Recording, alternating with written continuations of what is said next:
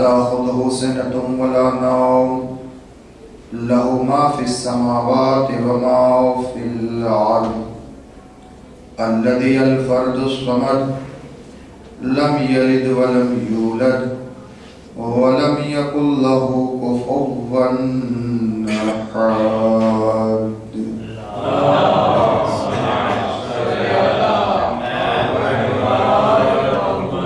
अस्सलातु वस्सलामु अला अशरफिल अंबिया'i वल मुरसलीन सय्यदिना व नबिय्यिना व शफ़ी'i ज़ुनूबिना व तबीबि नुफ़ूसिना अल्लज़ी सुम्मिया फ़िस समा'i बिअहमद व फ़िल अर्दीना बिअबिल क़ासिम मुस्तफ़ा मुहम्मद।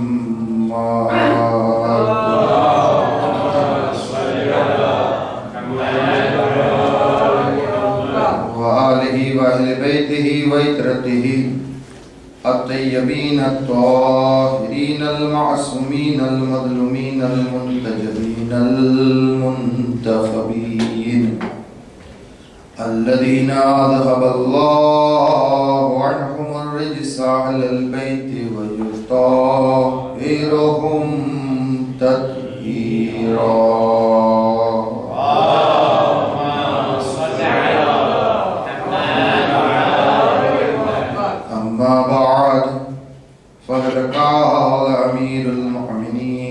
अली इब्न अबी तालिब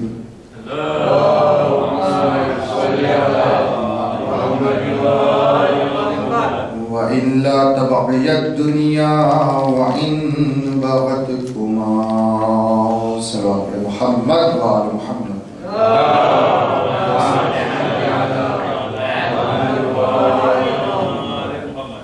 अज़ीज़ान मुहतरम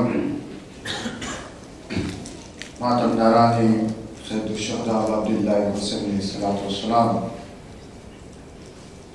आहिस्ता आहिस्ता आज़ादारीनो आ कारवान અને કાફલો એક પછી એક મંઝિલો તય કરતા કરતા આગળ વધી રહ્યું છે અને આપ સર્વે સિમ્પલના મુમિનીન વલ મુમિનાત આ કારવાનના અંદર સાથમાં જોડાયેલા છો તેનો બદલો जरूर अने जरूर हुसैन ने दुखियारी मां फातिमा ज़हरा सल्लल्लाहु अलैहा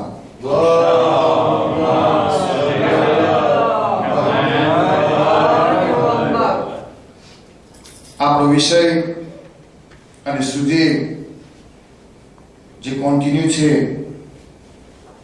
એ આજની રાતમાં પાછો આપણે એને આગળ વધારે તાકી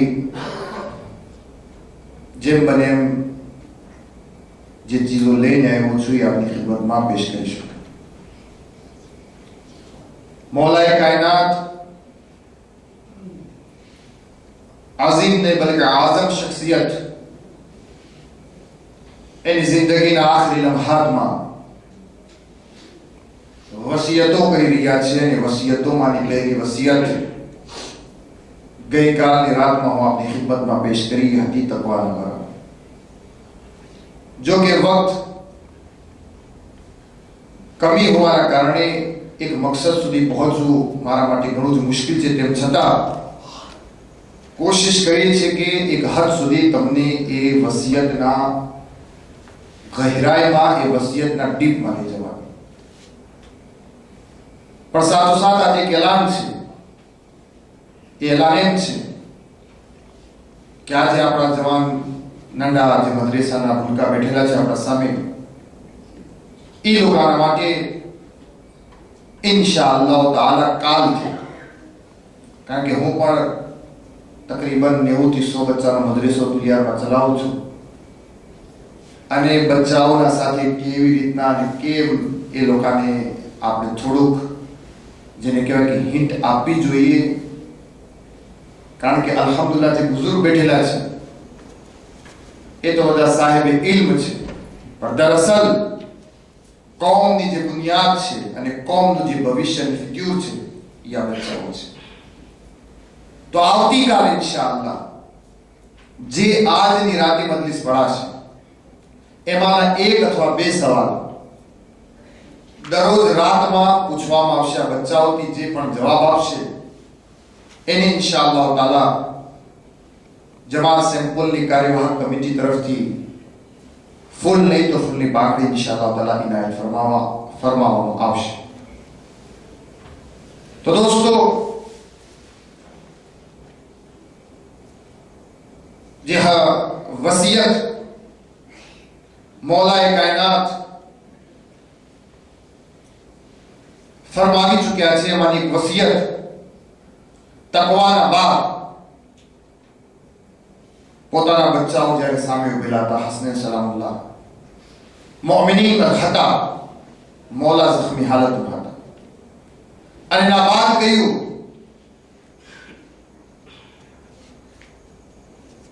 તમે વસિયતના બોલના તરફ તવજ્જો કરો, પછી એના ઉપર આપણે ઇન્શાઅલ્લાહ ગુફ્તગુ કરીએ. मौलाए गई वइल्ला तबग़िय दुनिया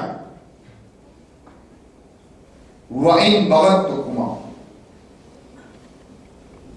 अगर તમારી તરફ દુનિયા એટ્રેક્ટ થાય, દુનિયા તમારી તરફ ખેંચાય, તો પણ તમો જે છે એના ખેંચાવમાં, એના એટ્રેક્ટમાં ઇમ્પ્રેસ ન થઈ જજો. અગર સરળતા કરવા વાતની મેગ્નેટ જોઈ છે, મેગ્નેટ તમારી બોલીમાં કી મેં નંડા હતા ઇન્ડિયામાં, તો ટુકડો મળે હાથમાં તો ઓલી ફાંસીમાં નાખી તો શું કરે, અંદર લોઢું પડ્યું હોય ને ખેંચે, એને કહેવાય મેગ્નેટ. મૌલાએ કાયનાત મુતવજ્જે કરી રહ્યા છે વસિયતના ઈ ભાગમાં કે ધ્યાન રાખજો, આ દુનિયા એક મેગ્નેટની જેમ છે. ઈ શું કરશે?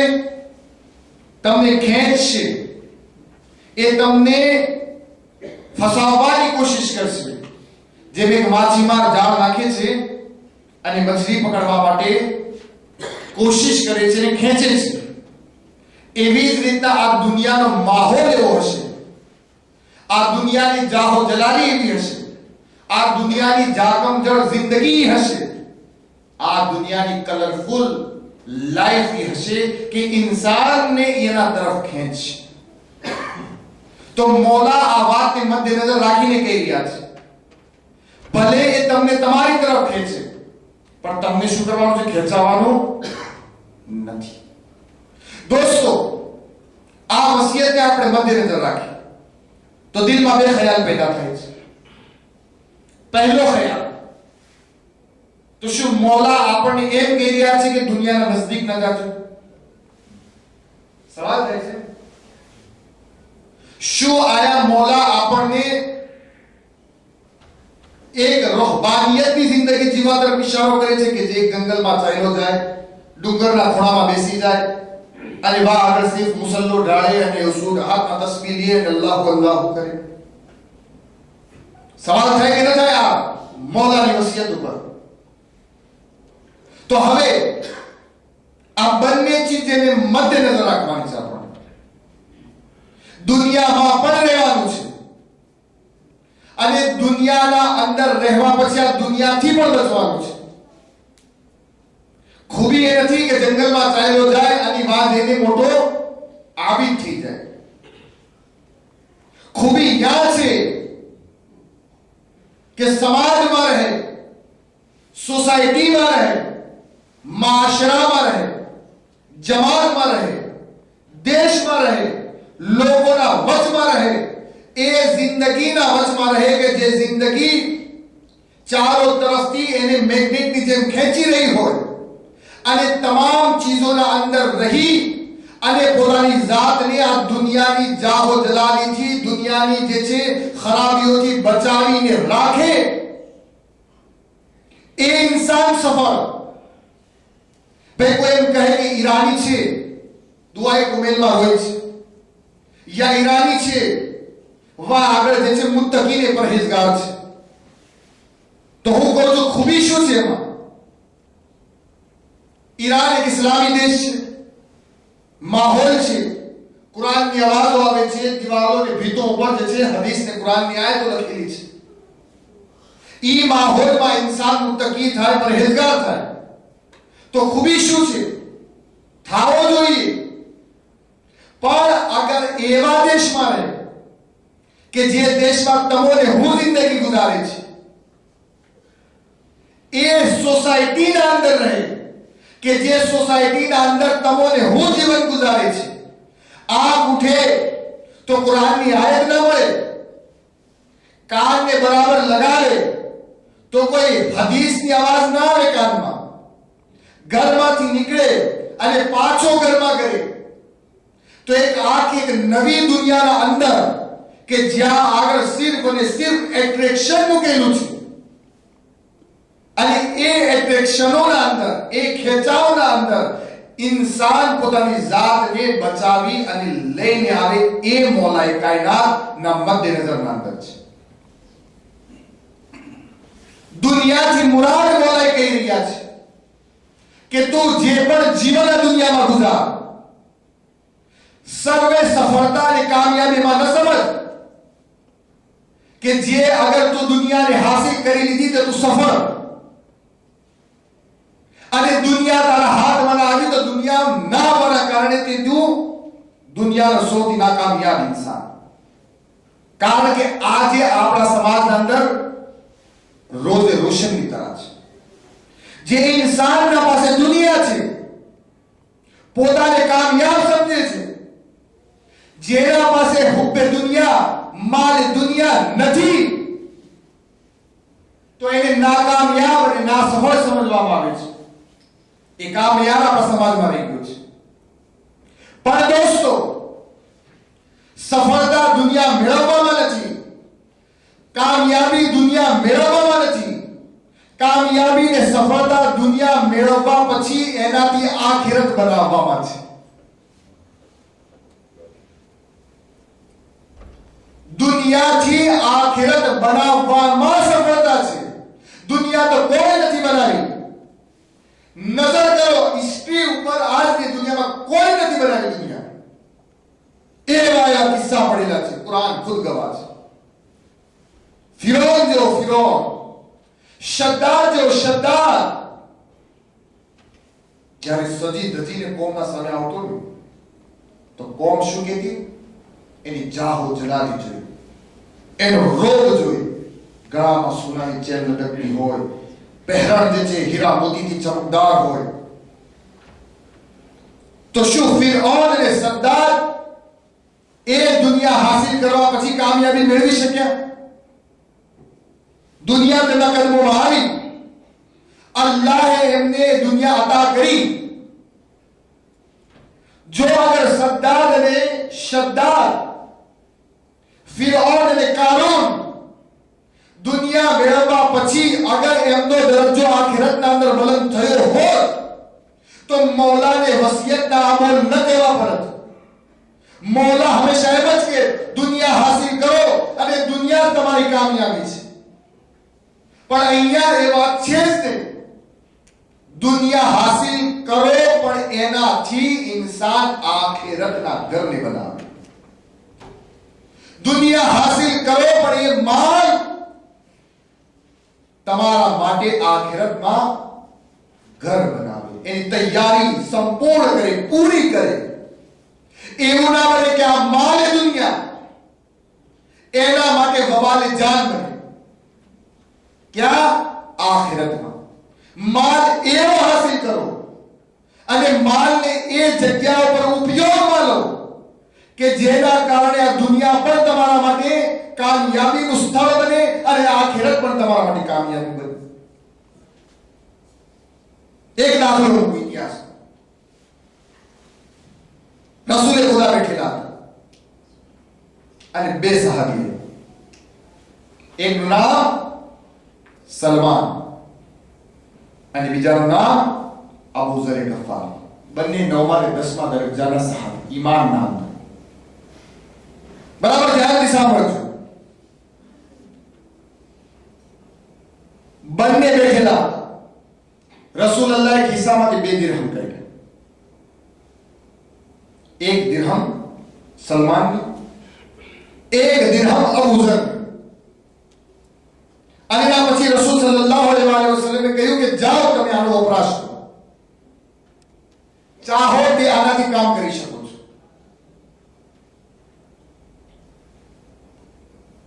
એક એક દિરહમ લઈને રસૂલુલ્લાહના દરવાજેથી નીકળ્યા. રિવાયત કહે છે કે જેવા સલમાન બહાર નીકળ્યા એક ફકીર ઉભો હતો, મિસ્કીન તંગદસ્ત. એને સવાલ કર્યો, સલમાને ખિસ્સામાંથી જે એક દિરહમ હતો આપી દીધો. અબુ ઝર ફિકર લઈને ચાલ્યા, વ્યાધિ આપણી બોલીમાં કે 100 યુરોની નોટ ખિસ્સામાં તો વાપરવી કેવી રીતે, એમ સમજી જમાનામાં એક દિરહમ મોટી વાત હતી. અબુ ઝર વ્યાધિમાં નીકળ્યા. શું કરવામાં? લોટ લઉં, બચ્ચા માટે આ લઉં, બાયડી માટે આ લઉં, બરાબર, ઘર માટે આ લઉં. લીધું. બીજો દિવસ થયો, રસૂલુલ્લાહની ખિદમતમાં સલમાન અને અબુ ઝર બંદી. રસૂલ સલ્લલ્લાહુ અલૈહિ વસલ્લમે કહ્યું, કાલે હું તમને 2 દિરહમ, એક તને ને એક તને આપ્યો હતો, મને હિસાબ ખબર છે. તો લોકોએ કહ્યું, હા રસૂલ અમે તૈયાર છે. કહ્યું એમ નહીં, ગુલામને હુકમ આપ્યો કે પાણાને તું બરાબર ગરમ કર, પાણો મોટો એટલા હદ ઉપર ગરમ કર કે એ સળગોની જેમ લાલ થઈ જાય, બિલકુલ અંગારા ન જાય. હવે આ બે તો વ્યાધિમાં એક દિરહમ લીધો, આ તો કઈ પાણો ગરમ કરવાની વાત છે, ખબર ના શું થશે, ગળામાં લટકાડશે કે ચલાવશે. તમે જો આ માની દુનિયા, આનો હિસાબ બહુ જ કઠિન છે. પાણો ગરમ થઈ લાલ રસૂલુલ્લાહની ખિદમતમાં મૂકવામાં આવ્યો. કહ્યું સલમાન બાધાઓ. સલમાન બાધે આના ઉપર ચડો ને હિસાબ. યા રસૂલુલ્લાહ પાણા ઉપર? કહ્યું હા. કહ્યું આ તો દુનિયાનો પાણો છે ને દુનિયાની આગમાં ગરમ થયેલો છે. એક દિરહમનો હિસાબ સલમાન દ્યો. दोस्तों सलमान जल्दी थी ऊपर बात है, पग बढ़ता बढ़ता एकदम थी कि या रसूलुल्लाह मिस्किन बड़े ने आपी दी उतरी थी. पर अबू ज़र बैठा रहा व्याधि में कि भाई सलमान तो होशियार निकलो, एक दिरहम खुदा की राह में आयो, हिसाब तुक्ते थे. હું રસૂલુલ્લાહની મારી વાર્તા બયાન કરીશ કે આ સુધી આ પાણા ઉપર શું થશે. જો કે અબુ ઝર કોઈ હરામ જગા ઉપર માલનો ઇસ્તેમાલ નહોતો કર્યો, તેમ છતાં અબુ ઝરે હાથો જોડીને કહ્યું, યા રસૂલલ્લાહ, આ તો બહુ જ કઠિન મકામ છે, અહીંયા કેવી રીતે થઈ શકે છે? તો રસૂલ સલ્લલ્લાહુ અલૈહિ વસલ્લમે કહ્યું કે હે મારા પ્યારા સહાબીઓ, દુનિયાના અંદર દુનિયામાંથી હાસિલ કરેલો માલ, એનો હિસાબ દુનિયાના પાણાને દુનિયાની આગમાં ગરમ કરેલો હોય, એના ઉપર દેવા માટે ઇન્સાનના અંદર તાકાત નથી.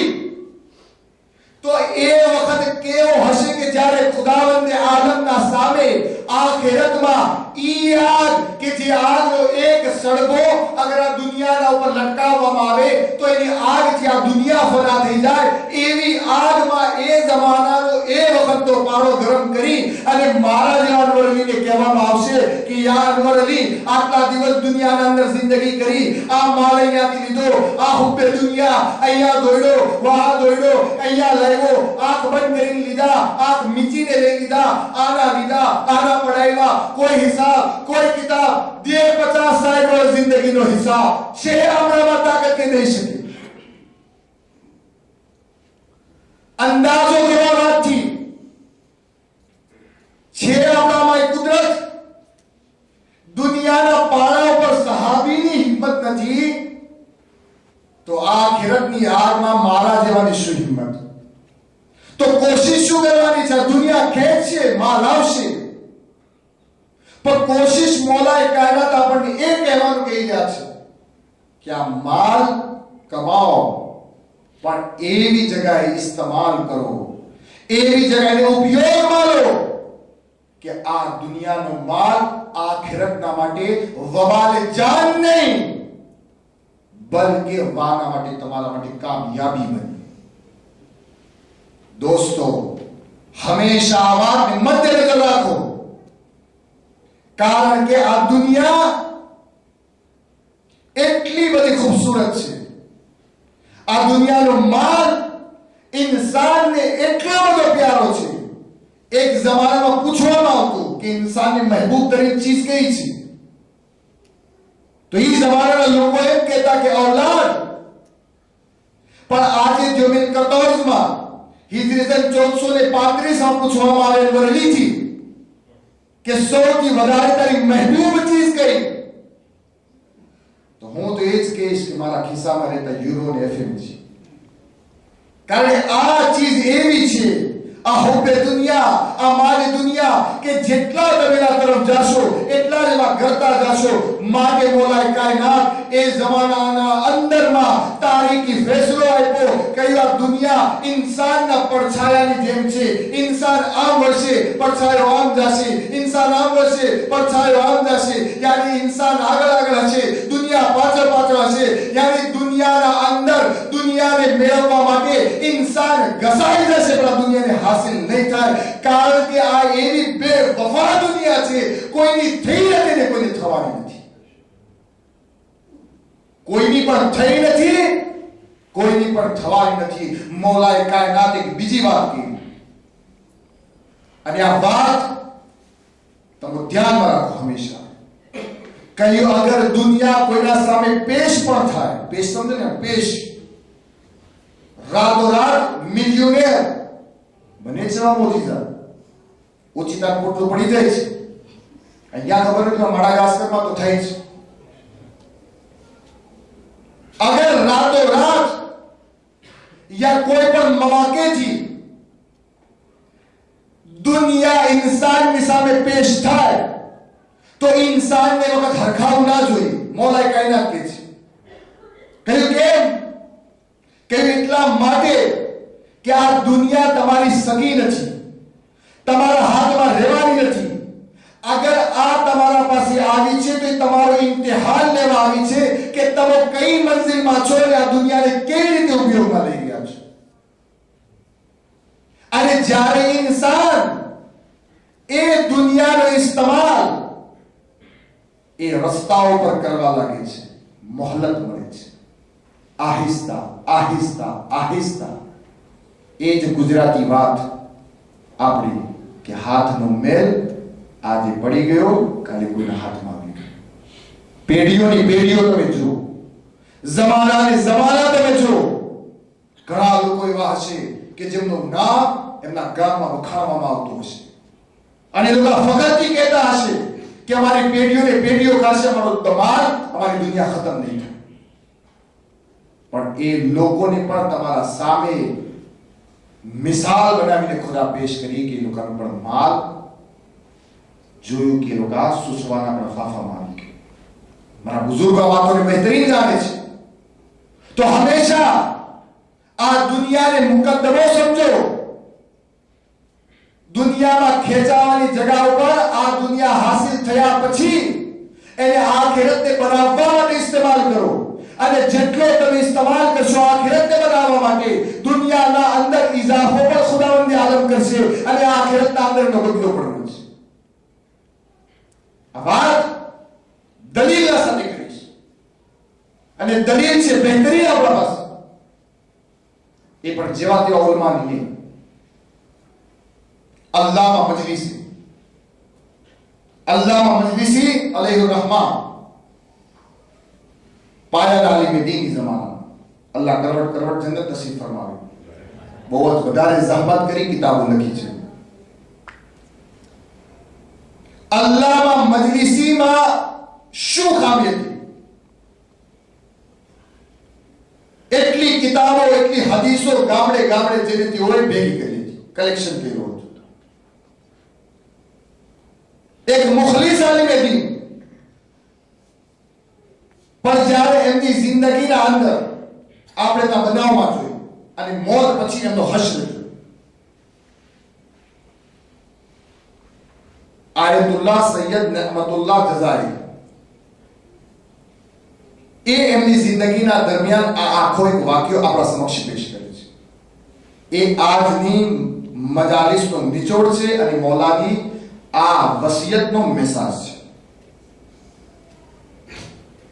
આયતુલ્લાહ નઅમતુલ્લાહ જઝારી એમના દીકરા આજે પણ છે ઈરાનના અંદર, એ પણ આયતુલ્લાહ છે અને એ પણ તમને કહો આ લોકો લખનૌના છે, હિન્દી છે. તેઓ કહે છે કે હું ઇલ્મ હાસિલ કરતા કરતા ઇસ્ફહાન પહોંચ્યો. ઇસ્ફહાન ઈરાનનું ગામ અને વા આગળ બહુ મોટા આલિમ દીન જેનું નામ મુલ્લા બાકર મજલિસી હતું. એમની મુલાકાત લીધી. મુલાકાત લેવાનું કારણ શું હતું કે હું એવડા મોટા આયતુલ્લાહના પાસે શું કરું, ઇલ્મ હાસિલ કરું. ગયા, મોકો મળ્યો, ઇલ્મ હાસિલ કરવા લાગ્યા. પણ નઅમતુલ્લાહ જઝારી કહે છે કે હું આગળની જિંદગી જ્યારે જોતો તો મને અજબ લાગતું. કારણ કે આમ તોડ ઉપર ઉલમાની જિંદગી એવી હોય છે કે ફાટેલી હવા હોય, એક બે ઠીકડા હોય ઈ જમાનામાં, ખાવાના ફાફા હોય. કારણ કે તકવાવાળી જિંદગી છે, પરહેજગારીની જિંદગી જોઈએ. પણ નઅમતુલ્લાહ જઝારી કહે છે કે હું જોતો હતો કે મુલ્લા બાકર મજલિસી बेहतरीन થી बेहतरीन लिबास पहनता. એમના ઘરની औरतो मर्दो ઘરની સજાવટ, પૈસા બેતહાશા. જ્યારે હું આ તમામ ચીજોની તરફ જોતો તો મને દિલમાં ખ્યાલ આવતો. શું ખ્યાલ આવતો કે શું આ આલિમે દીન પૈસાના પછવાડે છે? માલે દુનિયા તરફ શું આ ખેંચાયેલો માણસ છે? कारण के मुल्ला बाकर मजलिसी एक शहजादा पण હતો, બિઝનેસ ચાલતા है. અમુક દિવસો પસાર થયા, રોજ આ સવાલ પેદા થાય પણ પૂછવાની હિંમત ના થઈ. કહે છે કે એક વખત મને મોકો મળ્યો કે લાવો આજે તો આગળથી સવાલ કરી દો. આગળ બેઠેલા નઅમતુલ્લાહ જઝારી કે હાથને જોડ્યો અને અલ્લામા બાકર મજલિસીથી કહ્યું કે ખતા માફ થાય હુજૂર, પણ વાત એમ છે કે જે પ્રકારથી તમને જોઈ રહ્યો છું મારા દિલમાં આ સવાલ ઊભો થાય છે. તો એ વખતે કઈ જવાબ ના આપ્યો, માથા ઉપર હાથ ફેરવી લીધો. અને પછી નઅમતુલ્લાહ જઝારીએ કહ્યું કે એમના હાથ ઉપર હાથ મૂક્યો અને કહ્યું કે જવાબ ના આપો તમે આગળ તો કમ સે કમ એક વચન આપો, એક પ્રોમિસ કરો.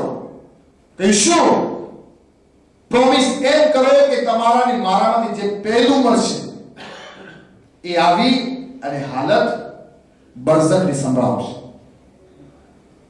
હવે જો એ જમાનાના ઉલમાઓ પણ કેટલા મુખલિસ હતા. આ દુનિયાનો વાયદો આપવો તો પૂરો કરવો મુશ્કેલ, આ તો બરઝખના વાયદા લઈ રહ્યા છે. કેટલો તકવા, કેટલી પરહેજગારી હશે લોકો પાસે, અંદાજો કરો તમે. ઉલમાએ રબ્બાની હાથમાં હાથ રાખેલું કે પ્રોમિસ. અમુક દિવસ ના ગુજર્યા, અલ્લામા બાકર મજલિસી બીમાર પડ્યા અને એક વખત એવો આવ્યો, અમુક દિવસોની લંબાણ બીમારીના બાદ તેઓનો ઇંતકાલ થયો.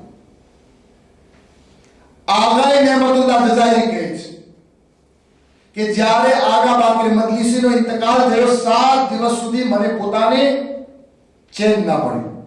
7 દિવસ સુધી એમના માટે હું તિલાવત કુરાન કરતો, દુઆ માંગતો મગફિરત માટે. એક વખત હું તિલાવત કુરાન એમના હિસાબે સવાબ માટે કરી રહ્યો હતો. તિલાવત કરતા કરતા મારી આંખ લાગી ગઈ અને હું ખબર ના પડી ક્યારે સૂઈ ગયો જમીન પર. સપનાની હાલતમાં જોઉં છું કે મુલ્લા બાકર મજલિસી આવેલા છે અને મને કહી રહ્યા છે, સૈયદ શું કરે છે તું? તારી મુલાકાતે આવ્યો છું. હું સપનાની હાલતમાં જ્યારે મુલ્લા બાકર મજલિસીને જોયા તો મને એમ લાગ્યું કે એક મરેલો માણસ કેવી રીતે આવી શકે છે? કહ્યું ના, જે વાયદો હતો, પ્રોમિસ, કે મારી હાલત શું છે બરઝખમાં તને કહીશ, અને તારો એક સવાલ જે તારા દિલમાં હતો માને દુનિયાના બારામાં, એનો જવાબ દેવાનો છે. મુલ્લા બાકર મજલિસી અને સૈયદ નેમતુલ્લાહ જઝારી ગુફ્તગુ ચાલુ થઈ.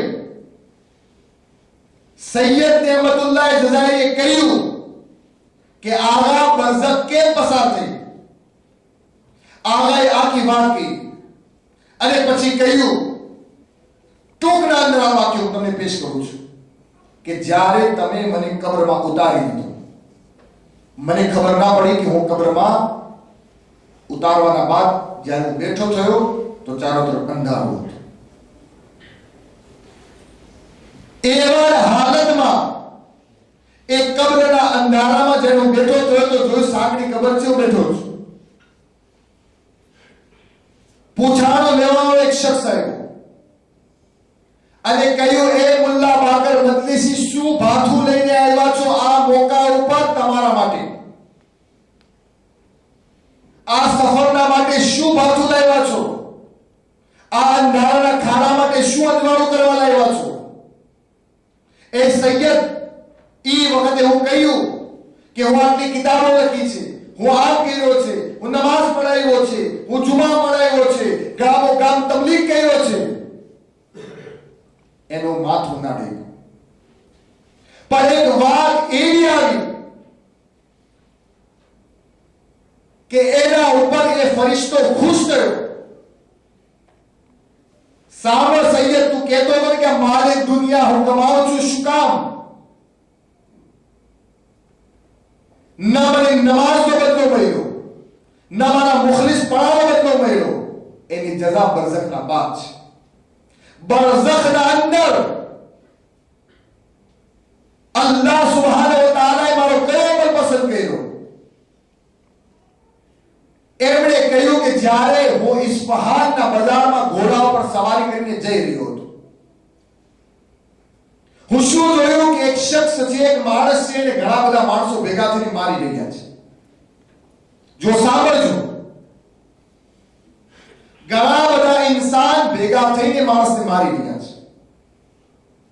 અને હદી હતી કે એક શખ્સ તો પોતાના ચપ્પલ કાઢી અને એની માથા ઉપર મારી રહ્યો. મુલ્લા બાકર મજલિસી કહે છે કે એ વખત ઘોડા ઉપર જે મંજર જોયું, મારા દિલમાં રહમ પેદા થઈ. ઉતર્યો ઘોડાથી, એ ટોળા પાસે ગયો, કહ્યું, ભાઈ શું વાત છે, કેમ મારી પીટી રહ્યા છો? તો જવાબ મળ્યો કે આને મારવા અને પીટવાનું કારણ છે કે આ માણસ અમારો કર્જો લીધો છે અને કર્જો અદા નથી કરતો. સાંભળજો, ડેફિનેશન મેં કરું છું અને આ વાત ઉપર આજની તકરીરનો એનો મેસેજ. કહ્યું કે આ માણસ ઈ છે કે જે અમારો કર્જો અદા નથી કરતો અને એ નથી કરતો માટે અમારા દિલને સંતોષવાળાને મારી રહ્યા છે. મુલ્લા બાકર મજલિસી કહ્યું, તમારો કેટલો કર્જો છે, આવો મારા પાસેથી લઈ જાઓ. એ શખ્સને પણ લઈ ગયા. આ વાત રખ્યા દીધા બધે લખી. એ સૈયદ નેમતુલ્લાહ જઝારી સાંભળ, ખુદાવંદ આલમ મારા એ અમલને કબૂલ કર્યો કે હું એક મુઅમિનને છોડાયો. એ છોડાવવાનું કારણ શું હતું? એના કર્જાને અદા કર્યો. અગર મારા પાસે માલ દુનિયા ન હોત તો એ શખ્સને કર્જામાંથી કેમ આઝાદ કરાવત? માલ દુનિયા મારા પાસે હતો માટે એને હું સારા કામના અંદર ઉપયોગમાં લીધો. એનો બદલો ખુદાવંદ આલમે બરઝખના અંદર ઈ આપ્યો કે જ્યારે હું આ વાત એના સામે કરી તો ફરિશ્તાએ લબ્બેક કહ્યું અને એ અંધારીને સાંકડી કબરના અંદર એક બારી બની ગઈ, દરવાજો બની ગયો અને જન્નતની હવા વાથી ચાલુ થઈ ગઈ. અગર મારે દુનિયા મારા પાસે ન હોત તો આ કામ કેવી રીતે કરત? તો હું અને તમે આજની મજલિસનો પૈગામ અને મૌલાની વસિયતનો મેસેજ છે કે દુનિયા તમારી તરફ ખેંચાશે, તમે ખેંચાશો પણ આ દુનિયાનો ઇસ્તેમાલ, આ દુનિયાનો માલ, ઉપયોગમાં એ જગ્યા ઉપર લેજો કે જે તમારા માટે કબ્રનું ભાથું બને, જે તમારા માટે આખિરતના માટે સામાન તૈયાર કરે. આ હુબ્બુ દુનિયા ને આ માલ દુનિયા એવું ના બને કે જેને સલમાન ને અબૂઝર માટે હિસાબ અને કિતાબ દેવો ભારી પડી ગયો. તો દોસ્તો, આખિરના અંદર બસ એટલું કહેવા માંગુ છું કે જેના પાસે જે કાંઈ છે ખુદા બરકત આપે, એને આગળ વધારે, પણ એ તમામ માલનો તમામ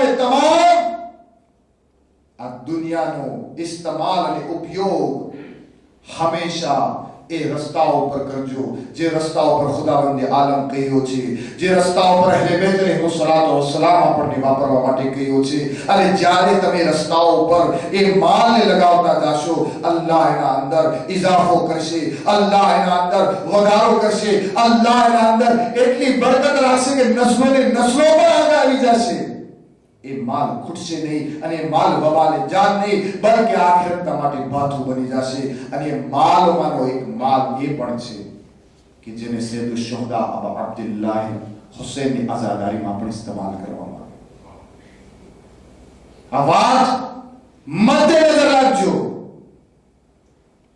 એ માલ, એ પૈસો અગર કોઈ બંદે ખુદા ફાતિયામાં દે રહ્યો છે, अगर कोई बंदे खुदा आजादारी ने प्रिपरेशन ना माटे दे રહ્યો છે, आजादारी ने मुनअकीद કરવા માટે દે રહ્યો છે, તો સમજી જાય કે માલ ખુદાવંદ આલમ ને ખાસ પસંદ કર્યો અને ખાસ અબા અબ્દુલ્લાહ હુસૈને મને પસંદ કર્યો કે એ યરો એ ફ્રંક મારા પાસેથી આઝાદારીના માટે નીકળી રહ્યા છે. અને એ જે પણ તમે દીધું છે, એક સેન્ટિમ કેમ નથી, એનો બદલો મૂકેલો છે. કાલે હું કહ્યું હતું તમારા સામે દાખલો મૂક્યો હતો, આજે પણ દાખલો મૂકીશ, કારણ કે આ માલ દુનિયા આખિરતના માટેનું કામ છે. અલ્લામા તાહિર અલ-જરવલી, જે લોકો ઓળખે છે, બાળ ખતીબ છે, એમની મજલિસોના અંદર આ જરૂર બયાન કરતા. અલ્લામા તાહિર અલ-જરવલી કહેતા, યુપી ઇન્ડિયાનું નોર્થ પ્રોવિન્સ, એના અંદરના કોઈ ગામડાની વાત કરે, પણ ગામડાનું નામ ના નથી કોઈ દિવસ કહેતા કે ગામના અંદર, ગામ નાંડું, તો મજલિસ વેચવામાં આવતી કે ભાઈ આજે આ ભાઈ, કાલે આ ભાઈ, પરમ દિવસે ઇકબાલભાઈ, આ દિવસે પ્રમુખ સાહેબ, આપણા માવતર, એમ 10 મજલિસો વેચવામાં આવતી ને ફરશી હજાર બીસ્તો મોમિનીન માતમ કરતા. અલ્લામા મરહૂમ તાહિર જરવલી કહે છે કે એ વખતમાં એક મોમિનના બાદમાં 8માની રાતની મજલિસ આવી. 8માની રાત મૌલા અબુલ ફઝલ અબ્બાસની રાત. હવે મોમિન પરેશાન, લાવો તો લાવો ક્યાંથી? 100 કે 150 કે 200 માણસ ઘરે આવશે મૌલાની આઝાદારી માટે, મારો વારો છે. મરહૂમ અલ્લામા તાહિર જરવલી કહેતા કે માણસ આખી રાત પરેશાનીની હાલતમાં પસાર કરી. સવાર થયો તો દિલમાં તમન્ના થઈ કે લાવો મારા ઘરના સામે આ ચાયની દુકાન વાળો છે, જેનું નામ નૂર મોહમ્મદ હતું. કમ સે કમ આને કહું કે ભાઈ ચાય તું ઉધારમાં દેજે, 150 કે 200 કર, હું તને દઈ દઈશ. દિલમાં તમન્ના થઈ ગયો એના પાસે અને અર્જ કરી આ વાત. તને કહ્યું કે મૌલાની આઝાદારી માટે છે, આવે તો દેજે, ના આવે તો ના દેજે, હું તને ચાય મોકલાવીશ. આઝાદારી બરબાદ થઈ, લોકો આવ્યા, બોલાય ચાય પણ મોકલાવી. એના 1 અઠવાડિયા બાદ આશુરા ખતમ થઈ ગયો. આશુરાના 1 અઠવાડિયા બાદ એ ઇન્સાન કે જેને મજલિસ કરાવી હતી એના ઘરે સૂતો હતો. સપનાની હાલતમાં જોઈ છે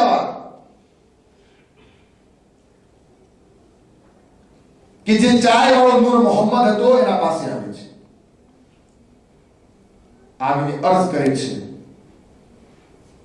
કે તારો શુક્રિયા કે તું એ વખત મારા પાસે ચાય ઉધારમાં માંગવા આવ્યો હતો, મૌલાની આઝાદારી માટે ફાતિયાનો બંદોબસ્ત મારા પાસે કરાવવા આવ્યો હતો.